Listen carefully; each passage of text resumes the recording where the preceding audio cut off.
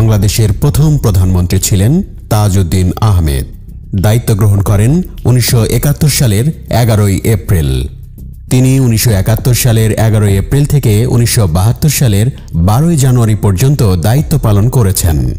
ঢাকা শহর থেকে মাত্র 82 কিলোমিটার দূরে অবস্থিত বর্তমান গাজীপুর জেলার কাপাসিয়া উপজেলার দরদরিয়া গ্রামে জন্মগ্রহণ করেন বাংলার এই কৃতি সন্তান।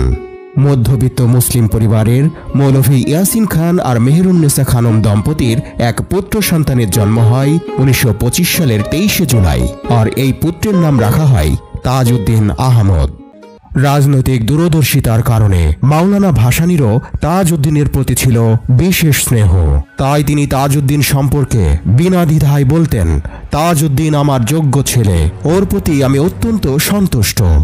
1955 সালে তার কর্মতৎপরতায় মুগ্ধ হয়ে মাওলানা ভাসানী ও শেখ মুজিবুর রহমান তাকে সাংস্কৃতিক ও সমাজ কল্যাণ সম্পাদক নির্বাচিত করেন। শেখ মুজিবুর রহমানকে রাষ্ট্রপতি করে সৈয়দ নজরুল ইসলামকে শেখ মুজিবের অনুপস্থিতিতে অস্থায়ী রাষ্ট্রপতি আর নিজে প্রধানমন্ত্রী হিসেবে 10 এপ্রিল সরকার গঠন করেন ও 17 এপ্রিল মেহেরপুরের বৈদ্যনাথতলার আম্রকাননে শপথ গ্রহণ করেন।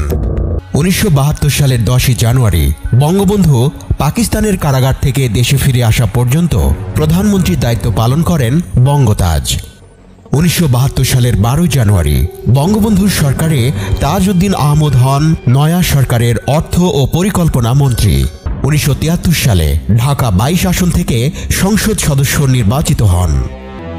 যারা বাংলাদেশের স্বাধীনতা চায়নি তারা জানত বঙ্গবন্ধুকে দুর্বল করতে হলে তাজউদ্দিনকে সরিয়ে নিজেদের রাস্তা পরিষ্কার করে রাষ্ট্র ক্ষমতা দখল করা যাবে। দেশি বিদেশি চক্রান্ত গোপনে কাজ করে যাচ্ছিল। চক্রান্তকারীরা এটা ভালো করে বুঝেছিল বঙ্গবন্ধু এবং তাজউদ্দিন একত্রে থাকলে তাদের স্বপ্ন কোনোদিনও পূরণ হবে না। তাই তারা প্রথমে চেষ্টা করে বঙ্গবন্ধুকে ভুল বুঝিয়ে তাজউদ্দিনকে দূরে সরিয়ে দিতে। ষড়যন্ত্রকারীদের এই চেষ্টা সফল হয়। শেখ মুজিবের সাথে তাজউদ্দিন আহমদের দূরত্ব বাড়তে থাকে। তাদের মাঝে নীতিগত বিরোধ দেখা দেয়। তাদের সুন্দর সম্পর্কে ফাটল ধরে। এক পর্যায়ে 1974 সালের 26শে অক্টোবর শেখ মুজিবুর রহমানের নির্দেশে মন্ত্রিপরিষদ থেকে পদত্যাগ করেন তাজউদ্দিন আহমদ। বঙ্গবন্ধুর প্রতি অকৃত্রিম শ্রদ্ধা প্রদর্শন করে বুক ভরা অভিমান নিয়ে তাজউদ্দিন মন্ত্রিসভা থেকে দূরে সরে আসেন। বঙ্গবন্ধুর মৃত্যুর পর তাজউদ্দিন আহমদ বড় আক্ষেপ নিয়ে বলেছিলেন, আজ আমি যদি মন্ত্রিসভায় থাকতাম তাহলে কেউই বঙ্গবন্ধুর গায়ে লোম পর্যন্ত স্পর্শ করতে পারত না। তিনি আরও বলেছিলেন, মুজিব ভাই জেনে যেতে পারলেন না কারা তার বন্ধু ছিল আর কারা তার শত্রু ছিল। বঙ্গবন্ধু হত্যাকাণ্ডের পর সবাই তাজউদ্দিন আহমদকে আত্মগোপনে যাবার জন্য বলতে থাকেন, কেননা বঙ্গবন্ধুর অবর্তমানে পরবর্তী লক্ষ্য হবেন তার কাছের মানুষরা। কিন্তু তিনি আত্মগোপন করতে অস্বীকৃতি জানান। অবশেষে সবার আশঙ্কাই সত্য হয়। বঙ্গবন্ধুকে হত্যার পর থেকেই তাজউদ্দিন আহমদকে 1 সপ্তাহ গৃহবন্দী করে রাখা হয়। 15ই আগস্ট প্রথম গৃহবন্দী ও পরে 22শে আগস্ট গ্রেপ্তার করা হয় তাজউদ্দিন আহমদকে। পরিবারের সদস্যদের প্রতি শুধু বলে গেলেন, ধরে নাও আজীবনের জন্য যাচ্ছি। দৃঢ়তার প্রতীক তিনি।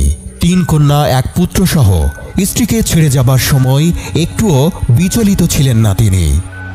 ভুল বোঝাবুঝির অন্তর্দহনে দগ্ধ তার হৃদয়, কিন্তু অন্যায়ের কাছে মাথা নত না করা দর্পিত পদক্ষেপ। 1975 সালের 3রা নভেম্বর রাত কারাগারের কক্ষে তিনি। বাইরে নিথর থকথকে অন্ধকার। হঠাৎ খুলে যায় কারাগারের মূল ফটক। চত্বরে প্রবেশ করে কালো পোশাকধারীর নেতৃত্বে অস্ত্রধারী 4 জন সৈন্য। বেজে ওঠে পাগলা ঘণ্টা। বেজে ওঠে ডিআইজি প্রিজনের টেলিফোন। টেলিফোনের অপর প্রান্ত থেকে ভেসে আসে এক দাম্ভিক দানবীয় কণ্ঠস্বর, Let them do whatever they want. ডিআইজির হাত ঘুরে জেলারের হাতে ধরিয়ে দেয়া তালিকা অনুযায়ী একই ঘরে সমবেত করা হয় 3 সহযাত্রী সহ তাজউদ্দিন আহমদকে। এবার পরিচয়ের পালা। ইনি থমকে যায় বক্তা। পরিচিতির প্রথম শব্দ উচ্চারণের সাথে সাথে গর্জে ওঠে ঘাতকের হাতের সক্রিয় অস্ত্র। গুলির পর গুলি, সবকিছু স্তব্ধ, শুনশান, নীরব। অস্ত্রের দমকে স্তব্ধ করে দেয়া হয় 4 নেতার জীবন ও শরীর। সে আর এক লজ্জাজনক বেদনা বিধুর ঘটনা। 3 সহযাত্রী নেতা সহ খুন হন স্বাধীন বাংলাদেশের ধাত্রী, বাঙালি জাতির স্বাধীনতার কাণ্ডারি বঙ্গতাজ তাজউদ্দিন আহমদ।